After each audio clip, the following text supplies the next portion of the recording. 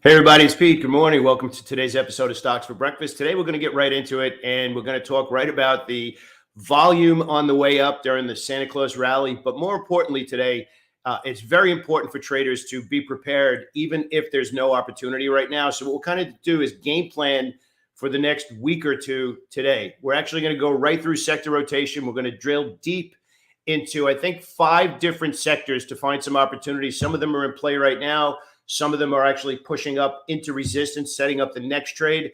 But it's kind of fun to do this because this is really where you get the difference between somebody who's reacting to the market versus somebody who already has their entire game plan all written out already and is exactly positioned to take advantage of it. And actually, you know what? That's actually one of the biggest challenges that newer traders have, or even quite frankly, traders that have been around for a while that aren't making any money. They're just not going deep enough into their game planning. And I'm going to show you something that is kind of a ninja method of having conviction. And it's probably something you're doing every day. Maybe you are, maybe you're not, but probably not something you notice. So stick around and make a trading decision off it. So stick around. I'll be back in just 1 second.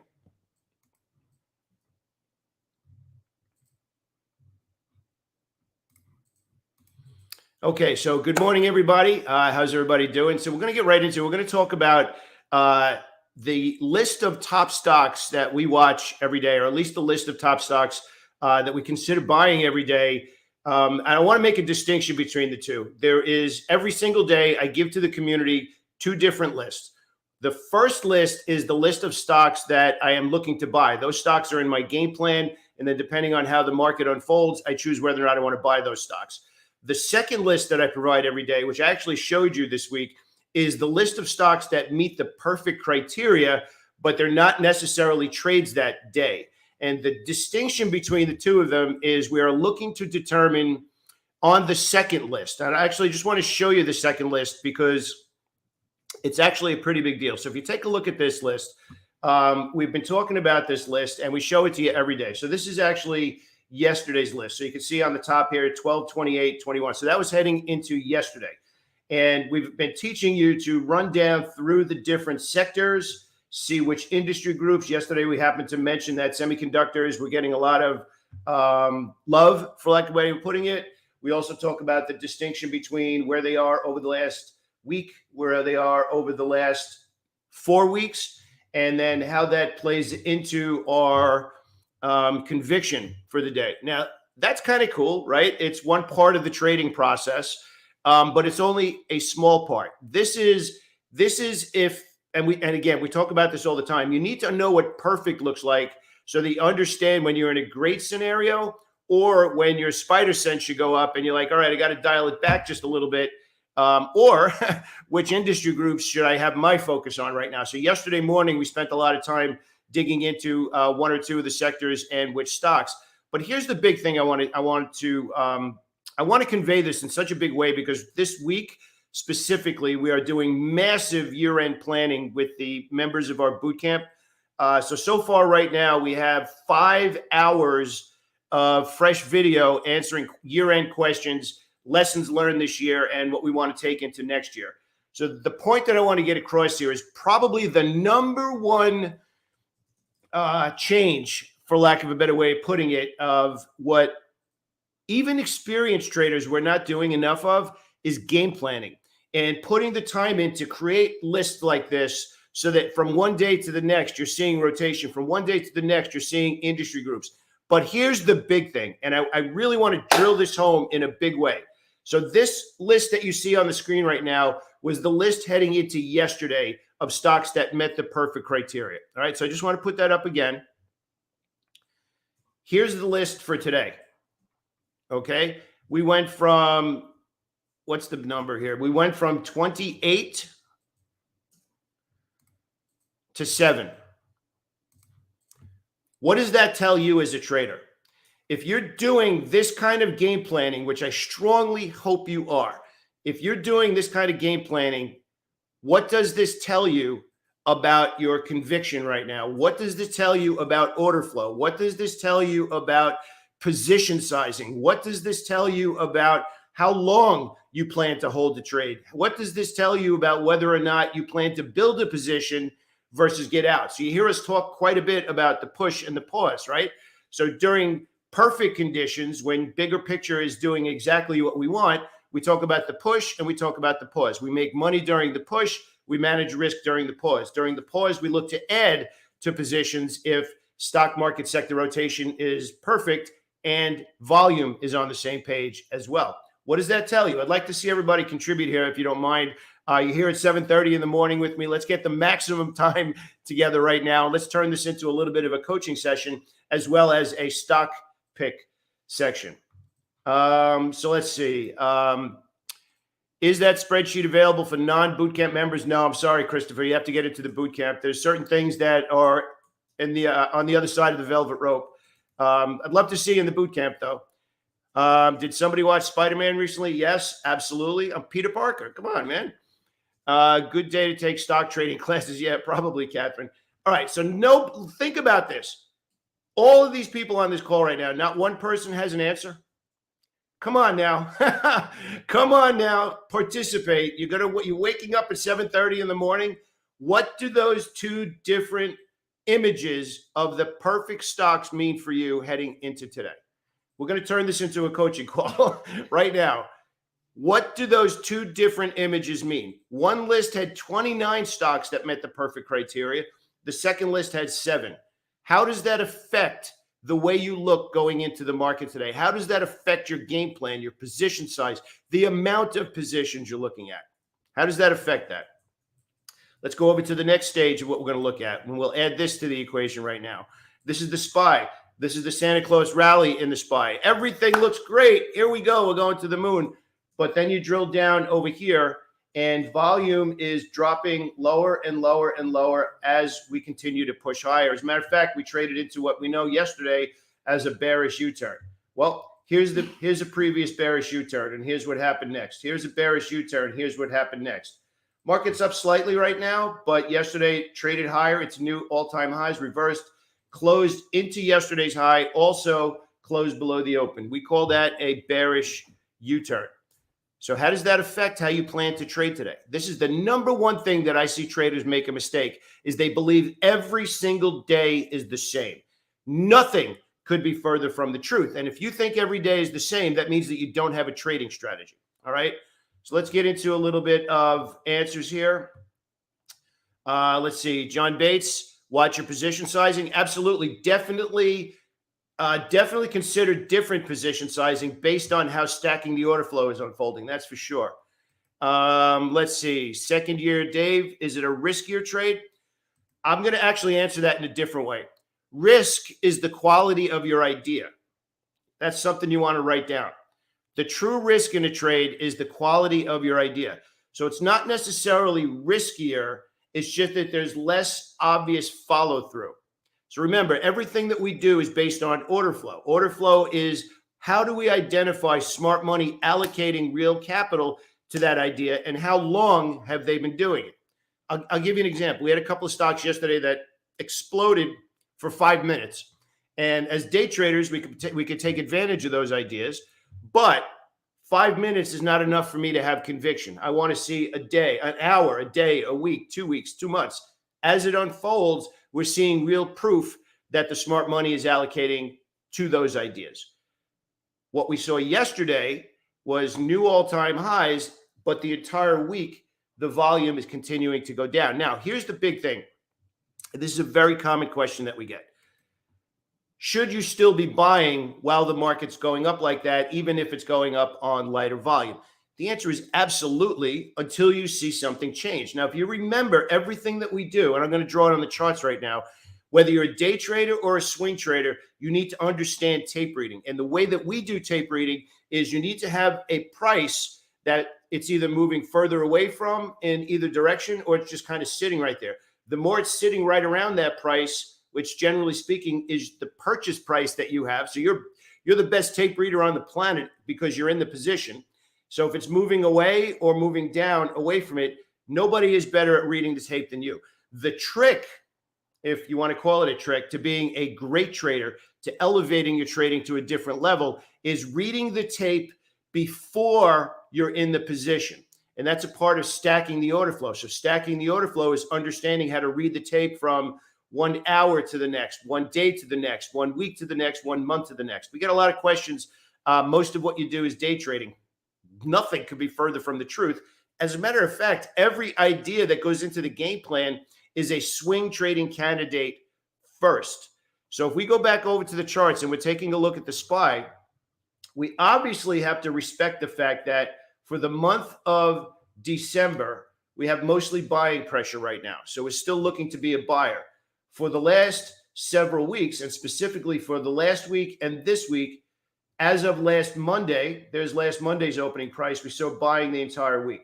Now we have Monday and Tuesday unfolding. We're still buying. This is Monday's opening price because we're at a weekly candlestick. The only thing that would change my perspective of being a buying opportunity right now with conviction is if we start to do this, which is now, even though we traded higher, then go below Monday's opening price and it starts to see selling this week. When you combine the tape, which again, right there is Monday's opening price. When you combine the tape over the last 2 weeks and specifically this week, we're still in buying mode. Now, does that mean that the buying is just like flying off your fingertips and easier trades to the upside? No, the volume has been a little bit more, push up and kind of go sideways for an hour instead of kind of push up and go sideways for 10 minutes and then push up.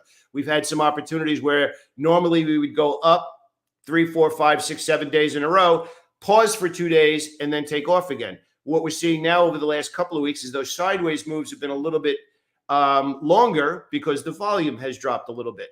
Does that mean you should be short selling new highs? No, that's just a dumb trade.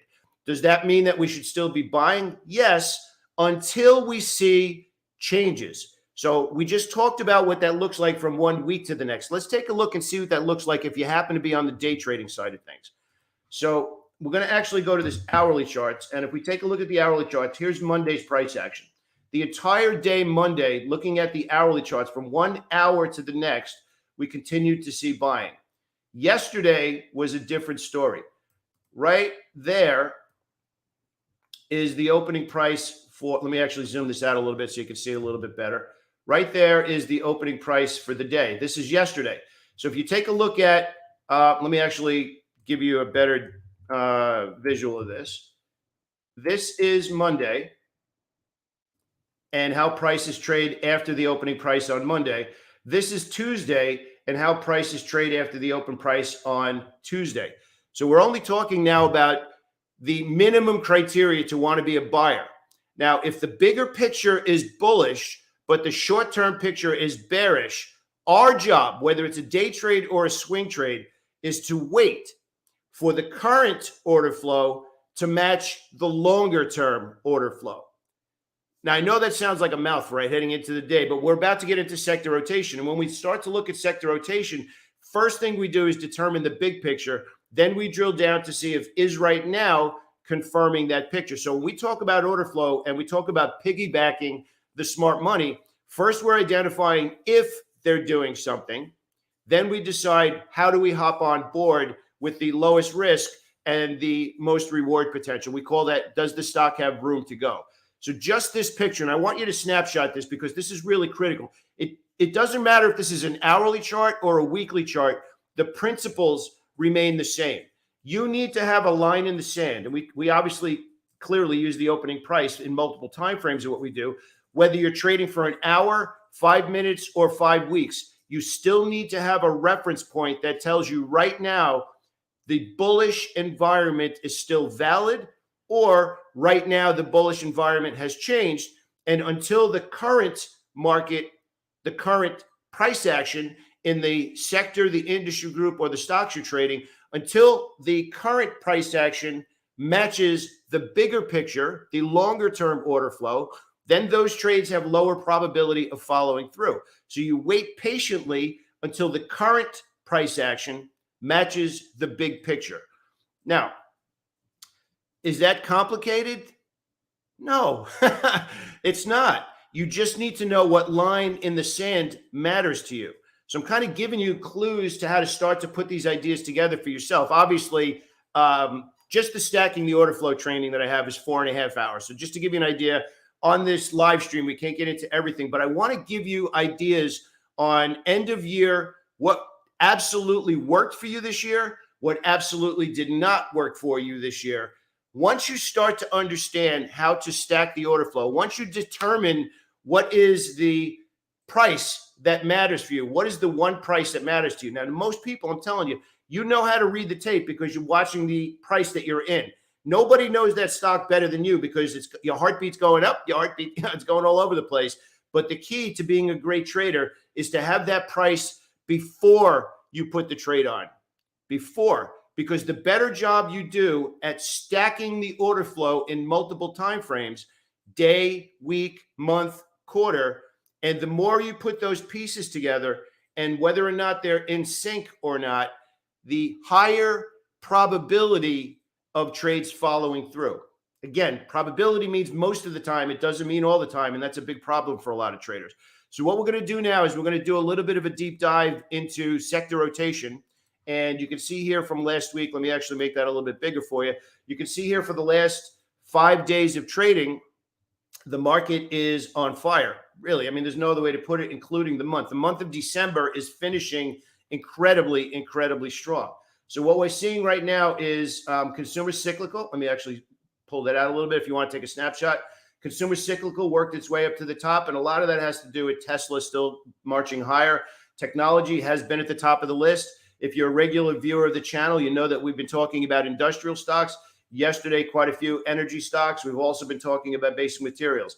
Now, here's the interesting thing. Financial stocks, although they have not been in play, so to speak, because we watch sector rotation hour by hour in our community, because we watch sector rotation day to day and week to week in our community, we are on top of noticing things before they happen because it goes from 1 hour to 1 day to 1 week. So what we're doing in the boot camp is we are paying attention to how is smart money allocating money, and are they doing it with volume, and are they doing it consistently? Once you understand how to do that from hour to hour, day to day, week to week, month to month, the headlines don't matter anymore because the best information you're going to have is from your own scanning, your own game planning, your own trades because you did the work. So remember, the biggest lesson I could give you based on what we covered a lot this year, and especially in our end of year coaching calls, is game planning and scanning and having an edge. All of that is 100% up to you and has nothing to do with the market. So think about what you're saying to yourself on a day-by-day basis. If you're not seeing your account do this, if you're not seeing your account go up week after week, month after month, right? Everything I just talked about, having an edge, scanning, and then creating a game plan of stocks that match that edge, that has nothing to do with the market. None. That has to do with you. Are you spending your spare time? Are you spending your downtime? Are you spending your after hours doing enough work to find order flow? Are you doing a good enough job of reading the tape? That's on you. That has nothing to do with the market. Stop complaining about the algorithm. Stop complaining about the specialist taking out your stop loss. Stop complaining about the fill that you got.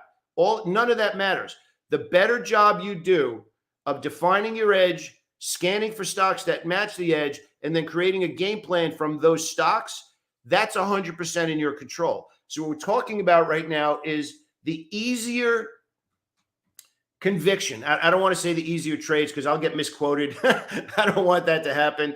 The easier conviction, the higher levels of conviction, the better trading, the trading with absolute unshakable confidence in what you're doing comes from doing the extra work. So now we have obviously the last week of 2021 heading into 2022.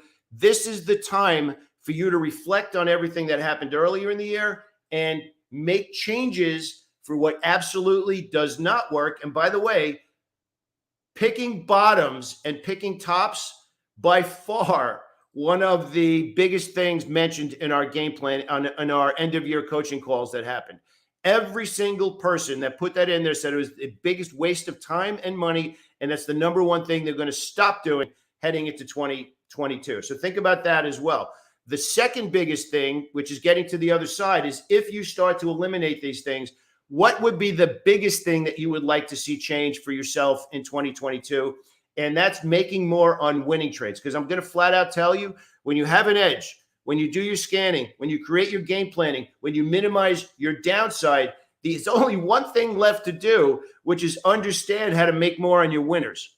But you got to do those pieces first, because all the other stuff, the fancy entries, the fancy exits, all of that, none of that matters if you're in bad ideas in the first place.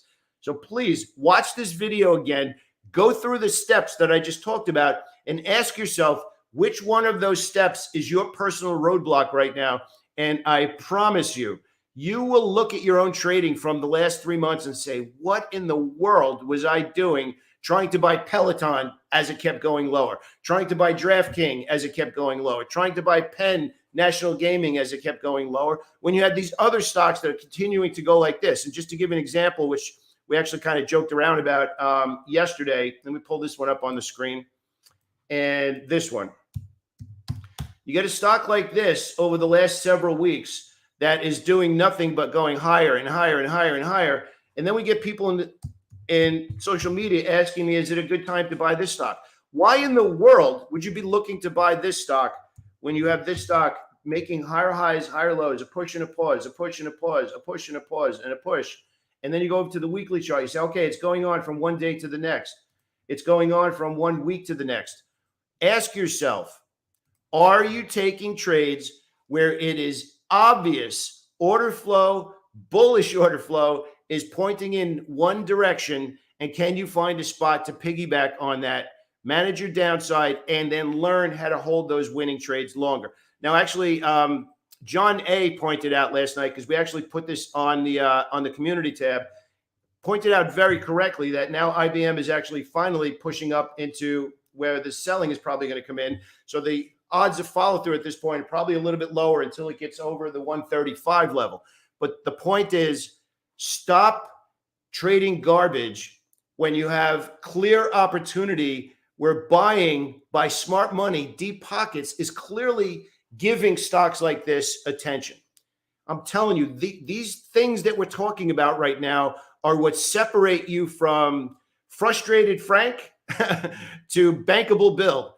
You got to decide which one of those two things you want to be, and it's all in the planning. I promise you, it is more about being prepared than about needing to make your strategy complicated. It's simpler, the better, because you will execute it with confidence, because you don't have 85 different things to determine what you're looking at. So what we're going to do right now is we're going to work over into the sector rotation, and we're going to actually work our way through consumer cyclical, technology, industrials, energy, and then we're going to go right down here to financials.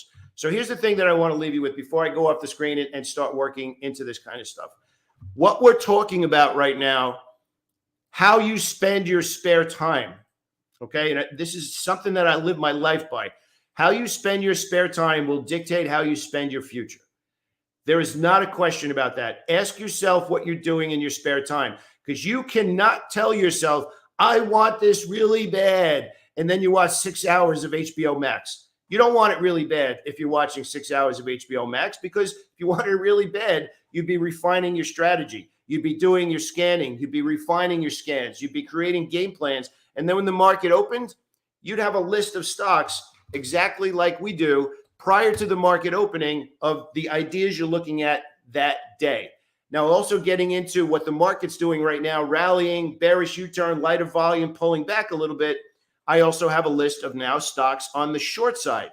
So I'm looking to short sell ideas today if the market rolls over. If the market does not roll over, I also have a list of stocks on the long side. So I'm actually going to give you a sneak peek behind the scenes right now, just to give you an idea of what the list looks like for me personally today, so you can understand the difference between the big list and then the stocks that actually made it into the list today. So I'm actually going to show you that right now. Don't tell anybody. All right. Keep this between us. Don't tell anybody. And in the game plan today, this is the list of stocks. But more importantly, actually, that's yesterday's list. Here's today's list. Working our way down. So you can see Wednesday, the 29th, I actually have 5 stocks that if the market rolls over today, I'm looking for them on the short side of the tape. So what does that mean? That means that I have now game plan putting all of these pieces together.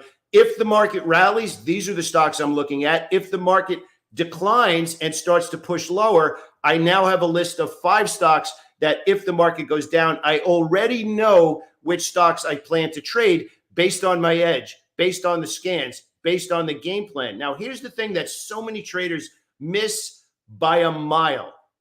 I have 5 stocks in that list that if the market goes down, I'm going to look to be a short seller of those stocks. The part that most traders miss, and angry people here on YouTube sometimes, is if the market goes up today, I am not going to short them. That's the point of scripting out your success. So when we do the sector rotation, when I break down my ideas, when I bring it all the way down into my game plan, just because I have those stocks in my list as potential short sales, if the market catches a bid today and takes off again, I have an entire other list of stocks to be a buyer. If the market goes down and those stocks meet the criteria like I just showed you a couple of minutes ago, then I will look for short sale ideas. I'm asking you, go look in the mirror when this call is over and ask yourself, are you doing your game planning to that level? Are you a prepared trader that regardless of what unfolds, you have a pretty good idea of what's going to happen? And no matter what happens, you are ready with a list of stocks prior to the market opening. It is incredibly difficult to not have any idea prior to the market open. Simply run your scans and say, as soon as something comes into one of those 5-minute scans, then I'm going to look for an idea. That's not game planning. That's lazy. The lazy way to riches, sure, that makes a good headline, but is that actually how you get paid month after month, month after month, year after year? No. You got to put on the overalls and you got to do a little bit of extra work. All right. Let's actually go over into is our Discord channel for free? No. Our YouTube channel's for free. Our community is incredibly valuable. That's why there's a membership fee. Let's head on over and we're going to break down these ideas right now. As promised, we're going to go into a bunch of ideas covering most of these. Now, here's the thing. If you are in my community right now and we're talking about these ideas, I'm going to talk about ideas. Then it's up to you to take the ideas and say which of these stocks meet your resources, your skill level, how much volatility can you handle, what price points do you want to trade.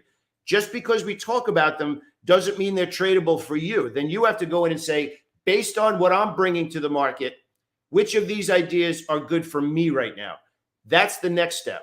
It's one thing to say, I love Tesla or whatever, whatever the stock happens to be. You might not be able to afford Tesla's price range. You might not be able to handle Tesla's volatility. So if you're not going to trade Tesla, then you drop down to something that Tesla would be your indicator stock, which is very common at the highest levels of trading too. You have a group of stocks and then you have one stock that's kind of leading the pack. That one happens to move prior to the other one. So if you can't trade Tesla, which again, there's nothing wrong with that. We all have to be honest with where we're starting. Then maybe you'll go down to either Rivian, RIVN. Now, actually, let's pull it up on the screen. That's probably an easier way to do it. You might look at Tesla first. And if you can't trade Tesla, maybe it's too expensive at $1,100. Maybe you'll look to trade Rivian at that same time. Maybe you'll look to trade XPEV at the same time. Maybe you'll look, and again, just look at what's going on here. If you take a look at Tesla and see what Tesla did over the last 5 days, and you take a look at XPEV, you can't say there wasn't opportunity when this stock also went up $9 at that same time. If you can't trade an $1,100 stock, there's other ideas. Obviously, if you want to get a little bit more into some of the classic stocks, Ford or GM, you still have to read the order flow, but you can see the ideas. So you start to see how we're putting the picture together. Trading at its highest levels means you're prepared. You're prepared to make a decision because you did the work, because you did the game plan. And prior to the game plan, you did your scans. And prior to your scans, you had an edge that you look for in your scans. That's trading at the highest levels. I'm imploring you as a friend, your trading needs to be structured so that when the market opens, whether it's a day trade or a swing trade, you have absolute conviction that when you put your money out there, it's a pretty good idea because the risk is acceptable in exchange for the potential reward based on how you just stack the order flow. This is where you separate yourself from, I know every chart pattern on the planet to I know how to make money. Not the same skill. You could be the greatest chart reader on the planet and not make a dime because you don't understand these other levels above just being a chart reader. Are they complicated? No, but you need to do it in your spare time. You need to take some time, pour a pot of coffee, a cup of coffee, however much coffee you like to drink, turn off your cell phone, put it on airplane mode, and start to determine how are you going to make money month after month. When you start to do that in a bigger way, in a more purposeful way, in a way where you're tired of underachieving, that's when you start to turn the corner. And that's where things start to get special. So let's actually head over into looking at some of the sector rotation as promised. We're going to go through this list, and we're actually going to start out with consumer cyclical. And remember, it's up to you now to determine which of these ideas are good for you, quite honestly. We're going to take it and start out with consumer cyclical. Obviously, consumer cyclical, we just talked about Tesla.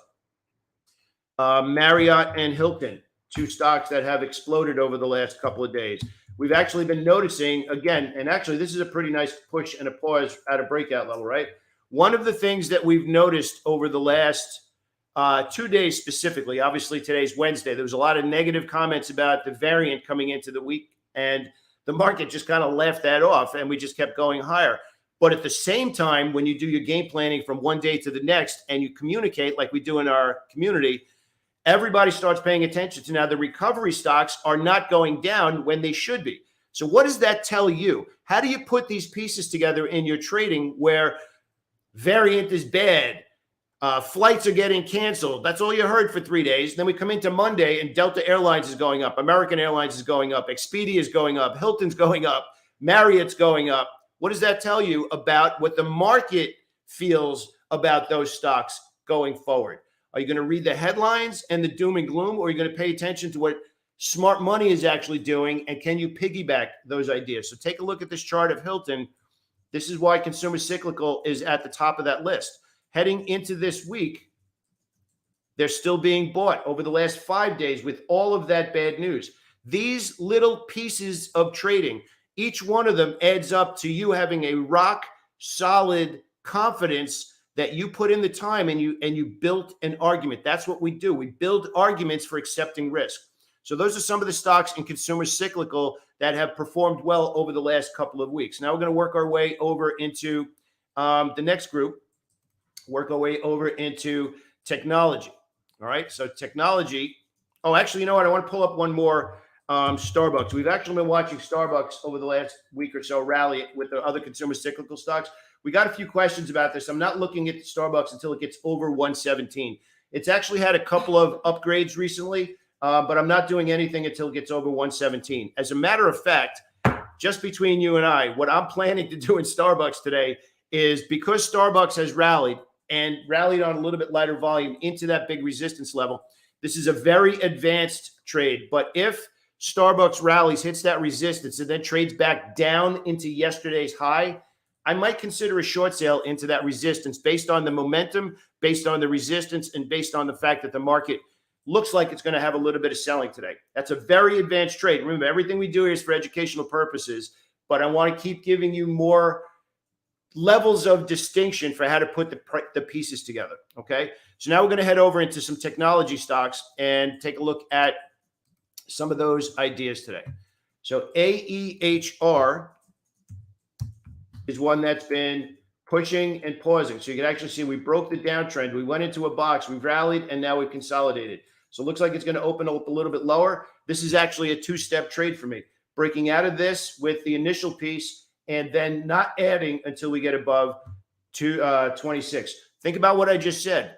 I like the idea, but we've only had buying for a week after 5 weeks of selling. So if it's the first time it's reversing, remember what we said at the beginning of the call, how long has smart money been buying that stock? What are the odds of follow through based on how long they've been buying? How much room to go is there, the idea? And then how does that translate into position size? So in this particular case, I'll show it to you again in a second. Because it's rallied the last week, I'm interested. But because sellers came in at the same price, maybe $1 or $2 above where we are right now, if it trades higher and I get involved, because of that resistance, I'm only going in with half of my position size, and I wouldn't look to get into a bigger piece until it clears that level. I don't want to have every position in front of where sellers shoved the stock down before, but I'm willing to take some because of the recent buying. These are the higher levels of creating a game plan. Is this confusing? No. You're really determining, should I take risk, and how do I make that decision? That's what we're trying to accomplish here, okay? Obviously, we do this in a lot more detail, and I give you my entries and exits in the boot camp, but I want you to understand the concept, because this end-of-year planning is everything. Now, you should be doing this every day, but it's kind of fun to do at the end of the year, so you're kind of prepared heading into next year. So that's the scenario here. Other ideas that we're looking at, Micron has been in the list, obviously. Oh, let me fix that. Micron. You can see a nice little pause there. AMD, AMAT, WDC. Okay, you can see clearly some ideas. Now, again, if you're one of those people like, oh my gosh, I can't wait to buy Peloton, it's going down, or TLRY, which is getting crushed, look at this stock and ask yourself, why are you wasting your time on something that's getting crushed when smart money has been buying the stock hand over fist and into a new breakout over the last week and a half? Okay, we've also been looking at ON. We've been talking about over the last week and a half. NVIDIA has also broken, you can see broken this downtrend, pulled back a little bit yesterday, so we're not doing anything again until it reestablishes itself. So now working our way over and continuing with this list, we're going to drop down now into industrial stocks and see what's going on in industrial stocks and if there's anything interesting over there. So as far as some of the industrial stocks that we're looking at, BLDR has been in the list. FedEx, since earnings, has been in the list. Well, you can see finally it broke this longer term trend. We were talking about getting over 255 for the last couple of weeks. Finally got over 255. UPS starting to show some signs of life. It's got to get above that level. All right. Now we're going to work our way down into some other potential ideas. Fastenal, also near a breakout level. Now, again, what are the odds of follow through? Well, this is where sellers came in and shoved it down. So I wouldn't have full position size until it got above that level. Some other popular ideas in the industrial area that are potential ideas. You can see how we've been working the chart in Caterpillar. Not yet. It's got to get through this 208 level before I start to get involved. Boeing has had some good green candlesticks and maybe a possible reversal, but if I had a choice between FedEx that had really good earnings in the industrial sector, which is showing strength, versus Boeing or Caterpillar, which is still in a trading range and a potential breakout, of course I'm going to be looking at FedEx. FedEx already is doing what I want it to do, which is obvious order flow, good earnings, and has room to go, versus Boeing and Caterpillar, which are leaders in that sector, but not tradable yet, other than maybe a day trade. So again, these are the distinctions that take you to different levels. I want to finish up today with an area that is not in play yet, but you need to be aware of, which is this group over here, financials. As we continue to start having conversations about the possibility and the likelihood of interest rates going up, that's when financial stocks will start to become back in play. Now, it's December 29th. Make that list now. Make the list of potential financial stocks that you plan to trade. As soon as we start to get a little bit more serious about financial interest rates going up and all of that conversation starts to come around, you need to have your list already. You don't want to be scrambling at the last minute. You want to know which stocks have the best order flow and be prepared before it happens. That's when you look in the mirror and say, I got this. I know what the heck I'm doing, because you're ready. So if we work our way over into the financial stocks, and just to give you an idea of some stocks that can be in your list, all right, this is where we start to this is where you start to elevate yourself above the noise. There's honestly no other way to put it. And you start to get into stocks like MasterCard, which has actually been trading pretty well. It's got to get through this level. Visa has been rallying the last few weeks. Again, if you're a classic technical chart, that's a head and shoulders bottom there. Goldman Sachs, Morgan Stanley, Citigroup, and JP Morgan. Okay, now I want to be clear. We're going to end the call on this. I didn't say I'm buying these stocks today. So please don't put hate in the comments and saying, oh, they're going down. 5 minutes ago, you said don't buy stocks going down. That's not what I said. What I said is we're preparing for probably 2 weeks to a month from now, making a list of stocks that when interest rates become a different conversation, I will already be on top of the order flow in the financial stocks. So I already know which stocks I plan to trade. And I would hope that you do the same thing. All right. We got to call it a meeting here, everybody. We have to head over into the game plan, which starts in a bit. If you found some value in this, please do me a favor, smash that like button and hit the subscribe button so that you get updates when we put out new training. If you want to learn more about the boot camp, there's a link below in the below the video in the description. Click over, you can learn some more about that as well. Have a great day, everybody. I'll speak to you soon.